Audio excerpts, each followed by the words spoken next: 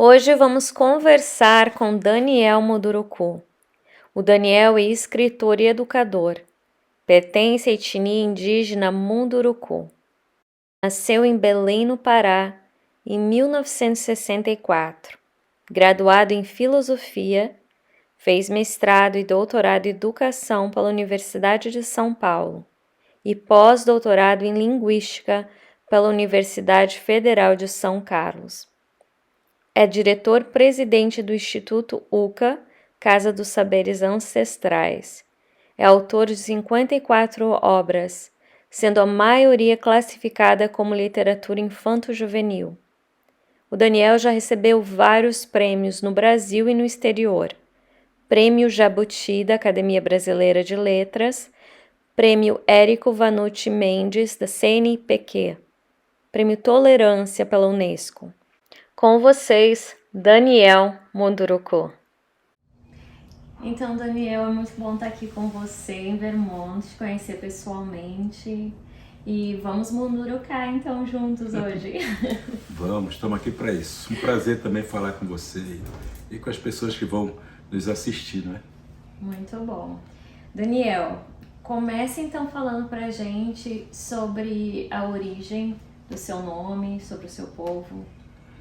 Então, eu costumo dizer assim que eu sou um brasileiro nascido Munduruku, né? Para lembrar para as pessoas, inclusive, que o Brasil é feito de uma multiculturalidade bastante grande e que precisa ser reconhecida, precisa ser, primeiro, conhecida para poder ser respeitada, inclusive. E eu faço parte de um desses povos. No Brasil são 305 povos indígenas diferentes e o povo Munduruku é um desses povos. E eu venho desse povo, dessa tradição. O povo Munduruku está presente em 3 estados do Brasil, Mato Grosso, Amazonas e Pará. E eu venho do Pará, eu sou oriundo do Pará, mas já resido em São Paulo há mais de 30 anos. Né? Portanto, também já sou um tanto paulista. Né? E por isso, inclusive, me dá mais tranquilidade de dizer que eu sou um brasileiro nascido no Pará, que vivo dentro do estado de São Paulo e que sou parte de um povo originário do Brasil, que é o povo Munduruku. Sim. E você falou numa entrevista sua sobre o Brasil ser um adolescente. Eu queria que você falasse sobre isso. Pois é, o Brasil é um país, não é um país velho, porque só tem 520 anos, né? Também não é um país novo, porque já tem 522 anos. Então é um país que está, portanto, ali na adolescência. E eu costumo dizer isso, usar essa figura de linguagem, para lembrar que a grande crise de um adolescente é justamente a crise da identidade. Então o Brasil ele está nesse entremeio, né, nessa busca de sua identidade, na construção da sua identidade. Acontece que para um adolescente sair da adolescência e ir para a fase seguinte, ele tem que fazer um rito de passagem. Esse rito de passagem é o que vai dar, digamos, para ele o suporte necessário para que ele se reconheça um adulto e abandone a sua fase de adolescência. O Brasil, esse Brasil adolescente do qual me refiro, ele também precisa fazer seu ritual de passagem. E o ritual de passagem requer que ele olhe para o passado, né? Ele veja toda a história, toda a trajetória que ele fez, o como ele deixou de lado muito das tradições e culturas que fizeram parte da sua formação e se reconcilie com esse seu passado. Só assim é que ele vai, né, dar o salto necessário para ser adulto, né, para ser grande, para cumprir a sua vocação. Eu costumo achar que o Brasil tem vocação para a felicidade, né? Mas ele foi perdendo essa sua vocação na medida em que ele foi valorizando muito mais os seus defeitos do que as suas qualidades, o que aliás é próprio do adolescente. Né? O adolescente ele olha tudo que ele tem de defeito, ele nunca se acha bonito, nunca se acha elegante, nunca se acha confortável. Né? O adolescente sempre encontra uma espinha aqui, né? um cabelo que não dá certo, ele sempre tem algum problema para resolver, né? Então o Brasil adolescente é um pouco assim, sabe? E muitas vezes essa espinha que está no Brasil adolescente é justamente o que ele não conseguiu fazer de reconhecimento aos seus povos originários, tanto os indígenas quanto também os africanos, né, levados para o Brasil e que foram maltratados também e que são parte da formação dessa identidade. Então, se para o Brasil conseguir alcançar um status de adulto, ou seja, uma pessoa, né, vamos usar essa linguagem, assim, um adulto, ele tem que se reconciliar com esse seu passado para finalmente seguir rumo àquilo que as pessoas chamam de futuro. Eu prefiro achar que é sempre o presente, é sempre o agora, e é sempre mais poder, porque o agora é muito mais poderoso do que o futuro. Falando sobre isso, eu queria que você falasse também um pouco sobre tempo, com essa concepção de o passado como memória e o presente como hoje. Talvez uma das grandes incompreensões que o Brasil tenha sobre os povos indígenas tem a ver com essa relação com o tempo. O tempo ocidental é o tempo do relógio, é o tempo que anda para frente, é o tempo que busca se estabelecer ou estabelecer uma meta e tentar alcançar essa meta. Isso está desde a nossa formação inicial, né? Quando a gente criança é perguntado: o que você vai ser quando crescer? Toda vez que a gente faz essa pergunta para uma criança, a gente está de antemão dizendo que ela não é nada, que ela é um projeto. E o projeto é algo que a gente sempre olha para frente, né? Projétil, né? De projetar, de estar lá na frente, de alcançar um alvo, né? Então a impressão é que o tempo ocidental é um tempo que nos provoca a estar muito mais num tempo que nós não temos, portanto um tempo que ele chama de futuro, né?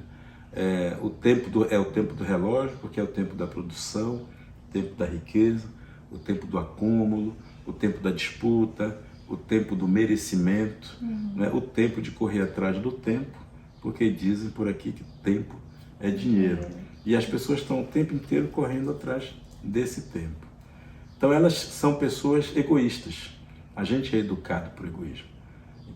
Até porque todo mundo acaba virando meu inimigo, meu adversário, meu concorrente.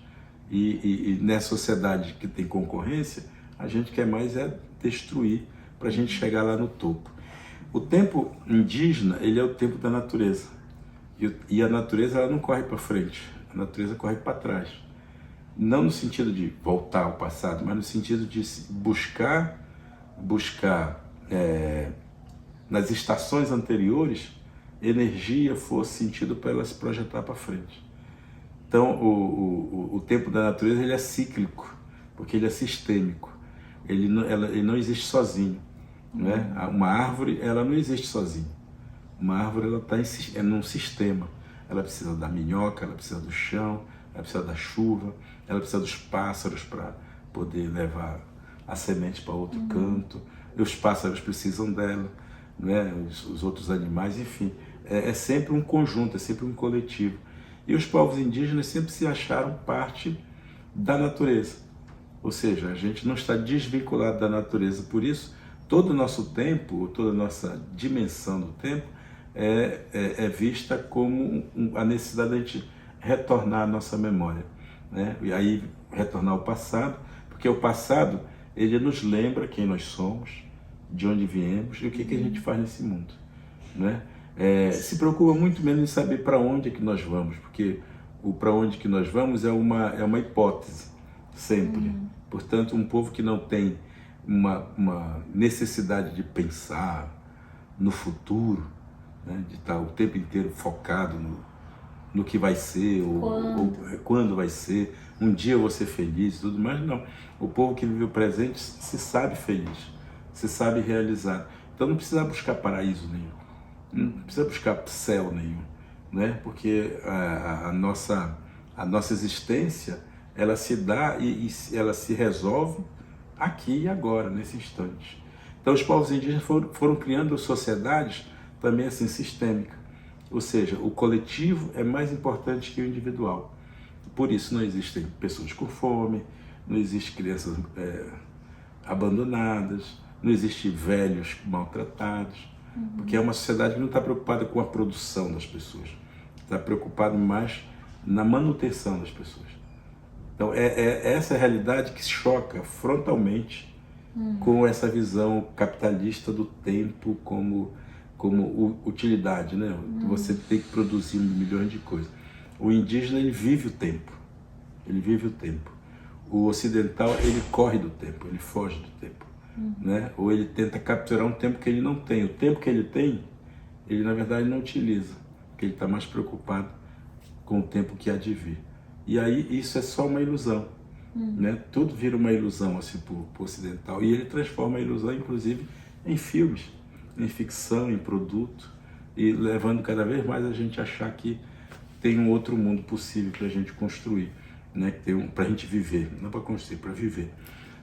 E aí não se compromete com o hoje, na manutenção desse mundo, que é o único que a gente tem, de fato. E você estava falando e eu me lembrei do envelhecer também, como os ocidentais tentam parar ou desacelerar esse processo para que não aconteça o envelhecimento. E o envelhecimento, da forma como você está falando, ela é diferente, porque o avô, a avó, os velhos, os anciões, quando eles estão nessa idade, para eles é algo importante, não é algo que eles se envergonham ou que não tem nenhum significado, não é verdade? Então, exatamente, porque o Ocidente também ensina a gente não valorizar as duas pontas da existência, a criança e o velho, justamente porque são as duas pontas que não produzem. A criança acaba virando um problema, e os pais, às vezes, né, veem mesmo como um problema. Primeiro como um problema, porque tem que alimentar, tem que... Como um fardo. Como um fardo e tal. E aí depois o Ocidente inventou a escola, que é o depósito de criança. Né? O lugar onde você deposita a sua criança para o pai poder trabalhar, para a mãe poder trabalhar e tudo mais. E aí paga uma instituição, né? Ou seja, às vezes estatal ou não, né? Para fazer esse trabalho difícil que é educar a criança. Né? E a criança fica ali, porque ela é improdutiva. O Ocidente trata a criança como improdutiva. E ele investe muito no jovem, no meia-idade, né, que é a fase mais produtiva da vida, e depois, novamente, volta a desprezar o velho, que também já não é tão produtivo assim. De modo que o velho é um fardo. Então, a criança é um fardo, o velho é um fardo. Por quê? Porque a sociedade olha para frente. Ela olha assim, pode produzir. Ela é linear. Então, o que está na frente dela, né, acaba virando ou um produto para ser consumido ou um peso para ser deixado de lado. Né? Vai sempre para frente. As sociedades indígenas são sociedades circulares. Então, ela busca na memória as razões de sentido de existência. E quem é que faz esse caminho, né? Quem que vai lá e captura essa memória? Os avós. Eles são responsáveis por educar o espírito das pessoas. Então eles têm uma importância muito grande. Eles são os contadores de histórias. São eles a nossa memória. E eles fazem a atualização dessa memória, colocando um sentido para aquilo que a gente está vivendo hoje. Então, o papel do avô, em sociedades tradicionais, isso não é só sociedade indígena, não. Se qualquer sociedade no mundo inteiro, né, que são de tradição, são tradições antigas, faz a mesma coisa. O africano faz assim, o chinês faz assim, o japonês faz assim. Né? O preparador do espírito das pessoas para que elas vivam sua vida de uma forma digna. Isso só é possível quando a gente sabe quem a gente é e de onde a gente veio. Por isso as histórias são tão fundamentais para a gente educar as nossas crianças da melhor maneira possível. A criança não precisava ir para a escola, ela tinha que ouvir histórias. Não a história exatamente do professor, mas a história dos avós.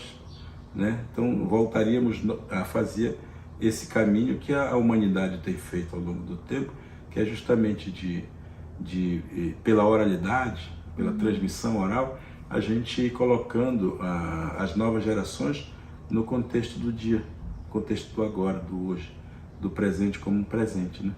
E aí a criança vai crescer inteira.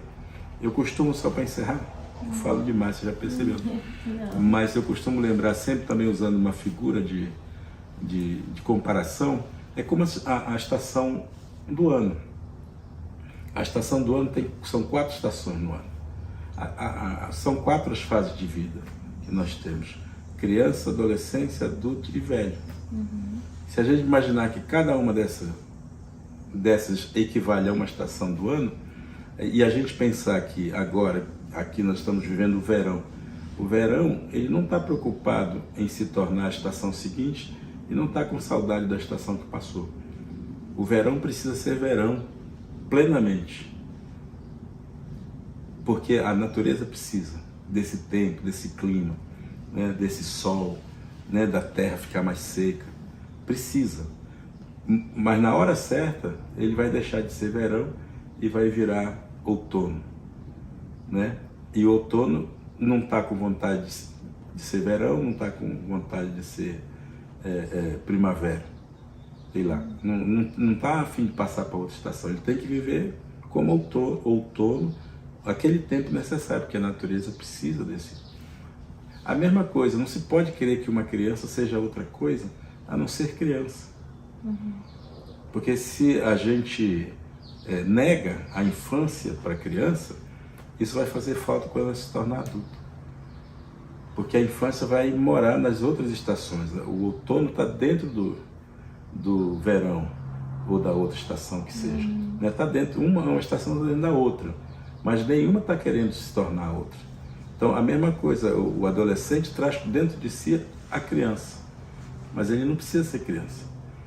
Mas também ele não precisa querer ser adulto. Vai chegar o tempo certo, ele tem que amadurecer, para na hora certa ter o corte no tempo, assim, né?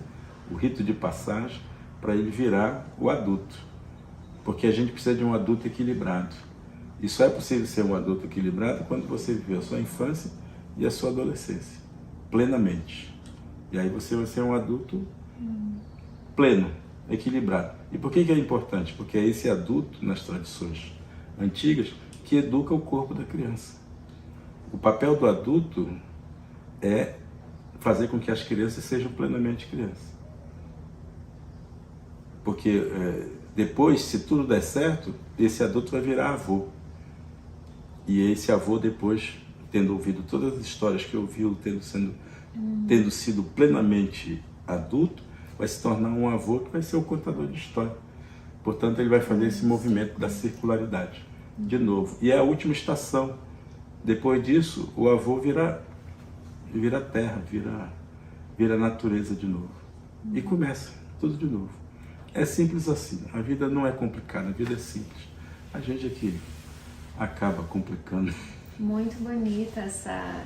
Eu não tinha escutado ninguém falar sobre fazer essa comparação com a estação. Muito bonita. Você falou no avô e eu me lembrei que o seu avô teve e tem algo muito forte, né, que ele passou para você, assim, da memória que ele compartilhou depois com as histórias. E você sempre foi uma criança muito curiosa, né? E depois que você foi para a escola, você teve situações não tão agradáveis, né? Você sofreu bullying e foi o seu avô que ele ajudou nesse processo, né? De você ter um entendimento da sua identidade, né? Novamente, resgatar isso. Eu queria que você falasse sobre isso. Então, eu tenho sempre dito, né, que meu avô é o meu grande muso, inspirador, né, de toda a minha literatura, toda a minha vida, e que depois essa vida acabou entrando no mundo da literatura, assim. E eu, pela literatura, pude trazer esse avô para o presente, né? E ele foi muito importante exatamente porque no momento de infância eu estava muito propenso a abandonar, não querer ser munduruku, porque eu fui mandado para a escola e a escola dizia que ser munduruku, ou ser índio, como se dizia naquela ocasião, não era uma coisa positiva, não era uma coisa boa. E eu sofri por conta disso muito preconceito, o que hoje chamam de bullying, né? Muito preconceito, muita negação, muita exclusão. Eu vivi muito isso na pele. Mas foi graças a esse avô que eu não, digamos, não capitulei, né? Não desisti. Eu acabei aceitando depois a minha própria identidade a partir da presença do avô na minha trajetória de vida, né? Ele chegou na hora certa, me lembrou as coisas que eu precisava não esquecer, que também o papel das histórias é não nos permitir esquecer quem nós somos, de onde viemos, o que a gente faz nesse mundo, né? O papel das histórias é não permitir a gente entrar no jogo da negação, né? De nos tornar, de queremos ser outra coisa, de não valorizarmos aquilo que nós somos. E o avô fez isso da maneira dele, com a sabedoria dele. Foi um velho que tinha muito pouco contato com a cidade, com os não indígenas, né?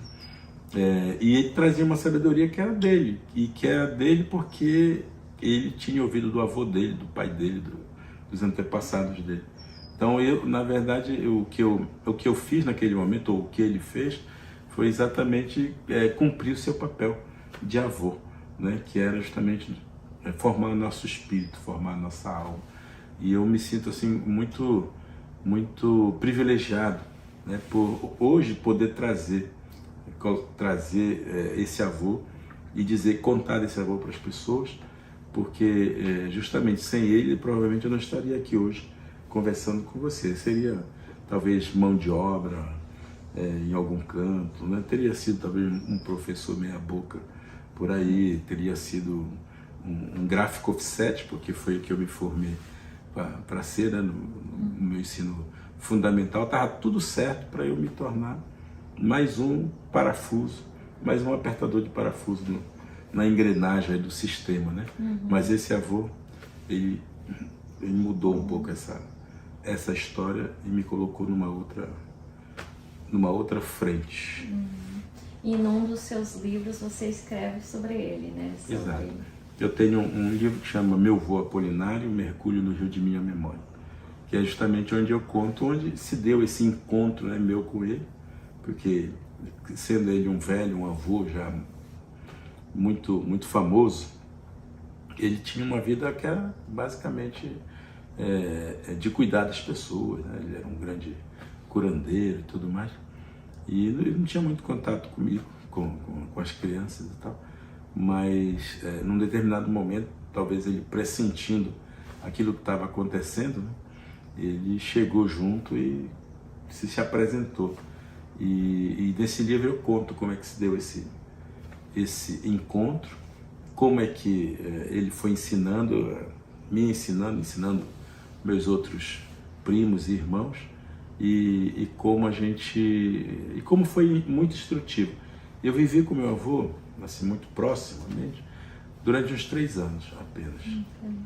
E esses 3 anos foram assim um carimbo na minha alma, né? Que uma tatuagem ancestral que ficou dentro de mim. Bom, que bonito. E eu queria falar sobre esse livro também aqui. Então, esse livro aí eu tive a felicidade de ele receber o prêmio Jabuti, né? Que é um dos prêmios mais cobiçados assim pelos autores brasileiros, que é um reconhecimento da qualidade literária dele. Eu escrevi, na verdade, assim, são histórias recontadas, porque, obviamente, elas são recolhidas de outros narradores, e o livro traz muito isso, da onde é que vem essas narrativas, né? E depois o que eu fiz foi dar um tratamento literário a esses textos, para que eles pudessem ser mais fáceis de ler, porque nem sempre as histórias indígenas são fáceis de ler, né, para as crianças e jovens. Esse é um livro assim, para um público um pouco mais leitor, né, um público que tem mais facilidade de leitura, mas precisava dar um formato para ele. E eu sempre escrevi, na verdade, esse não é o único livro que eu escrevo contando histórias antigas, né? Dos 57 livros que eu tenho publicado hoje, eu diria que pelo menos uns 15 trazem histórias antigas, né? Histórias tradicionais. Tem uns que são só histórias do povo Munduruku, mas a maioria deles são histórias que eu vou pegando aqui e ali, né, de histórias já publicadas, eu vou recontando. São histórias que já foram publicadas, às vezes escritas por um não indígena e tudo mais. Eu coleto essas histórias, vejo que elas cabem dentro daquilo que eu quero conversar com as crianças e transformo em narrativas, né, assim, digamos, mais palatáveis, né, que as crianças possam ler com mais facilidade e com a experiência de quem viveu aquela situação ou situações parecidas, né, de ouvir histórias e poder contar essas histórias depois. E é um convite para a gente não indígena também a expandir, né? Quando a gente está lendo as histórias, a gente também está percebendo o mundo de um outro jeito. A gente está conectando com o coração também. Exato. Né? Infelizmente, Alessandra, o que aconteceu no Brasil é que a narrativa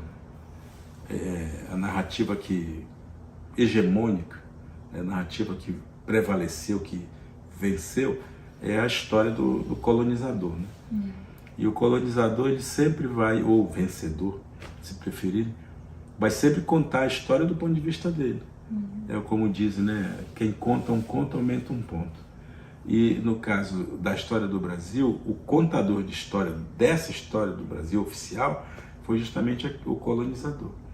E o colonizador, ele sempre vai precisar de inimigos para contar a sua história. Por isso ele tinha que transformar as populações originárias, transformar os povos africanos trazidos para o Brasil como escravos em inimigos, em demônios. Né? E aí ele vai surfar sobre isso e vai dizer, ó, eu sou mais corajoso, sou mais forte, sou mais valente, sou superior, né? Porque o contador de história dessa história vai dizer que ele é superior a todo mundo. E ele diz isso exatamente para convencer quem vai ouvir essa história ou quem vai ler essa história de que é assim que tem que ser. Para justificar, né? E aí ele vai se transformar em herói, alguns vão se dar o título de mito e vão erguer estátuas, imagens em praça pública, vão fazer hinos das suas cidades, dos seus lugares. Vamos ter feriados, seus hinos são sempre contando a saga maravilhosa, o seu heroísmo, tudo matador dos povos indígenas, tudo saqueador de riqueza, né? Tudo perseguidor da sabedoria dos outros, tudo apropriador, né, da cultura. Então a história, ela precisa ser contada com a possibilidade de outras vozes também falarem. Por isso a literatura, a meu ver, ela ocupa um papel importante, porque ela também é a nossa maneira de dar voz ou de dar uma outra versão para essa história. E essa história não pode ser considerada só folclore, porque também é uma das coisas que o colonizador faz. Ele diminui as narrativas dos outros povos e diz, aquilo não é história de verdade, aquilo lá é só um folclore, né? E aí desqualifica. Então as nossas narrativas, as nossas histórias, as nossas narrativas de origem, aquilo que deu origem ao povo Munduruku, povo Chavante, povo Terena, acaba sendo desqualificado, porque o que vale é a história de origem judaica cristã, que é a narrativa que prevaleceu e que conta, do mesmo jeito, se vocês repararem, a lógica da narrativa é a mesma, né? Vai lá atrás e diz, olha, teve um tempo que teve um Deus aí, né? O mundo era um silêncio só, aí no primeiro dia Deus criou isso, segundo dia Deus criou aquilo, terceiro dia Deus criou... Essa é a mesma lógica de um mito, por exemplo, narrado pelos Munduruku. É a mesma coisa, se a gente colocar assim, em termos de narrativa. Agora, quando a gente coloca em termos de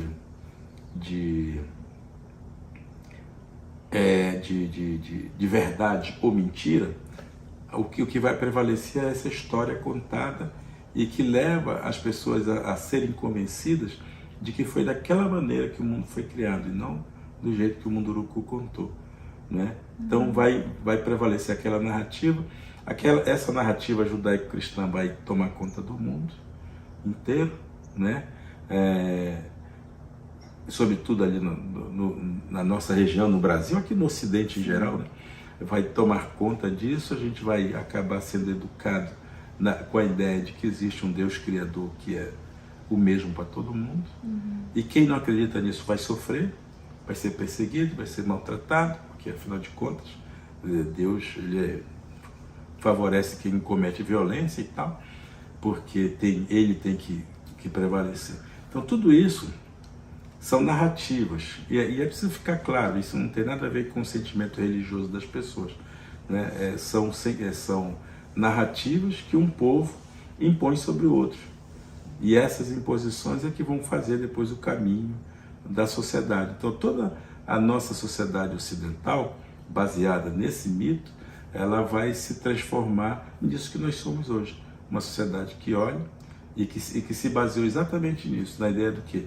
De que um dia nós seremos felizes, que a gente pode sofrer a vida inteira aqui, mas existe um Deus que vai nos acolher depois que a gente morre, que é onde a gente vai ser feliz de verdade.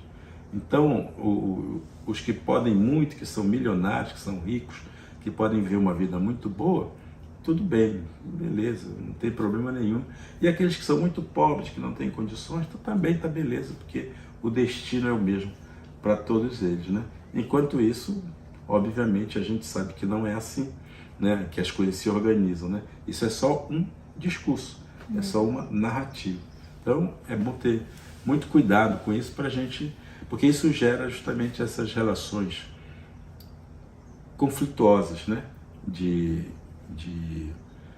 violência, né? Que se gera, de falta de empatia, né? Falta de tolerância, de respeito. Tudo isso nasce por conta dessa incompreensão, infelizmente. Então, o Instituto UCA é um instituto, nós criamos esse instituto, que foi, a nossa ideia era fazer uma ONG que ajudasse os professores a ser melhor formados, ser melhores formados. E a gente queria dar cursos, né, oferecer possibilidade de ter um conteúdo menos preconceituoso, mais inclusivo, em que as populações indígenas pudessem estar mais presentes nas aulas, nas salas de aulas e tudo mais. E aí a gente criou o Instituto UCA exatamente com esse objetivo. E ele funciona relativamente bem. E depois a gente viu que era importante também a gente criar um selo editorial, em que a gente pudesse publicar também livros. Às vezes o mercado editorial não quer publicar algum tipo de material, enfim, porque acha que não compensa financeiramente. Aí a gente se dispôs a publicar esse material também, e que permita as pessoas terem acesso a esse conhecimento, e permitir também que autores indígenas possam publicar, né, o seu material sem precisar ficar disputando com o mercado. Então o UCA é tanto essa ONG quanto um selo editorial, e basicamente o blog, que agora está virando um site, né, um site danielmundurukuoficial.com.br, que é a ideia é difundir trabalho, difundir pensamento, né? Tenho meus canais nas redes sociais, né? O YouTube, Facebook, Twitter, Instagram. Nisso tudo a gente está presente lá para mostrar o trabalho da gente, sabe? Que é importante a gente usar essa tecnologia a serviço de alguma coisa boa também, né? Tecnologia é boa demais, né? A gente só não pode ficar escravo dela, porque senão a gente perde justamente a essência da existência, né?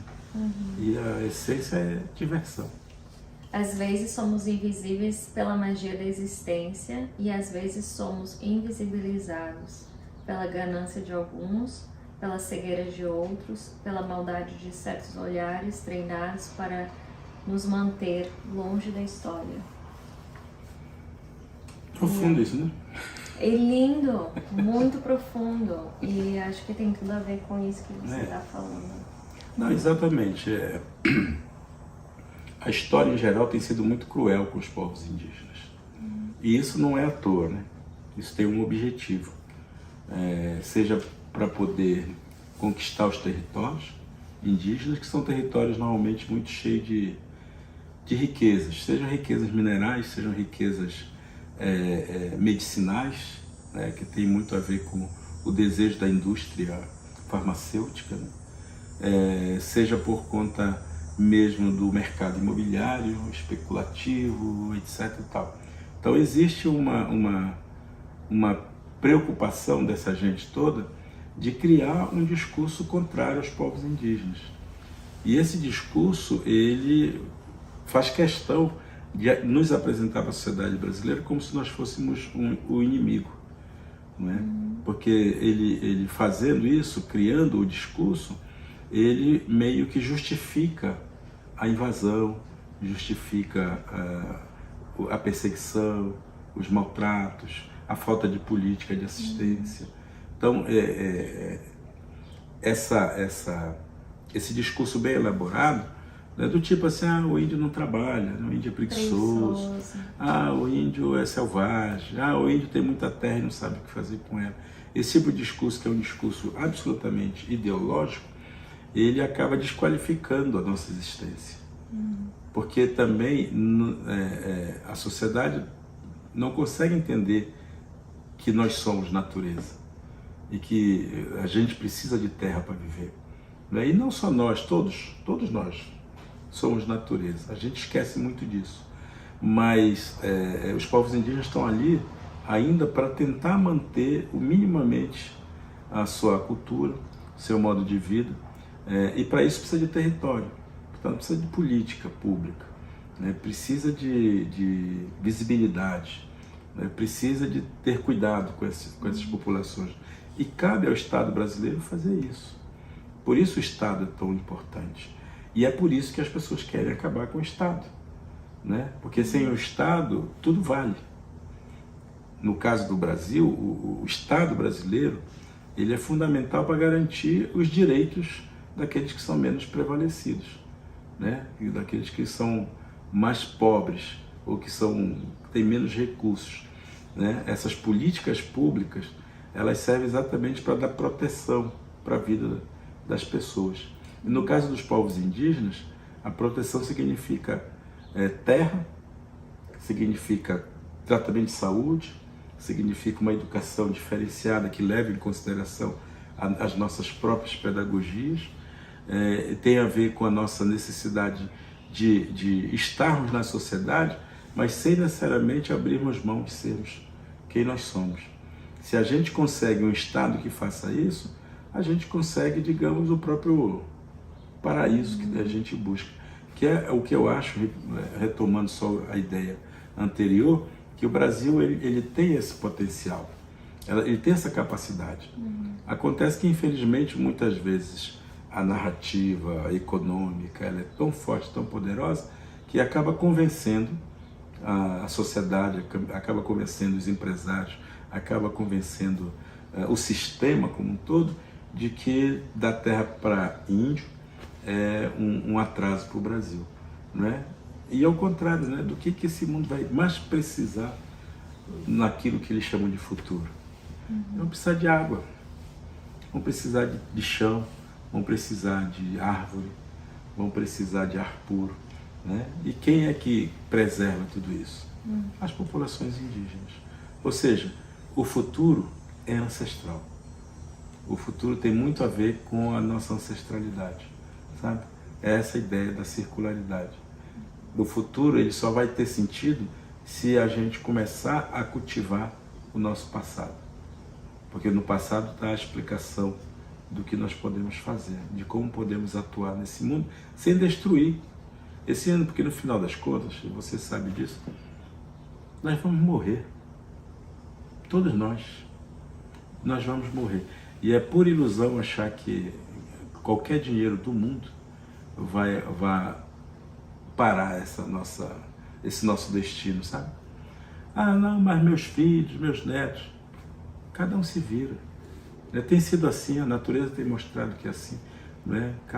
Cada nova geração, cada nova estação, ela se resolve consigo mesma. Então as pessoas estão colocando o seu objetivo de vida no lugar errado.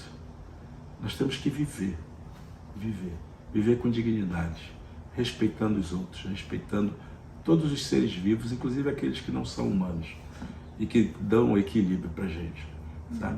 E a gente precisa voltar à natureza. É isso. É tudo isso. Muito obrigada. Um prazer te encontrar aqui. Obrigada, muita gratidão por você dedicar esse momento com a gente aqui, compartilhar com todo mundo. Vamos refletir então, dar valor no que é nosso e espero que vocês tenham gostado. A Hora do Poetisa termina aqui. Obrigada. Folhas de outono enfeitam meu quintal. São marcas de uma estação que caminha para o seu final. Lembrando-nos sempre que é preciso voltar às origens para contemplar, de longe, nosso pertencimento ancestral. Daniel Munduruku.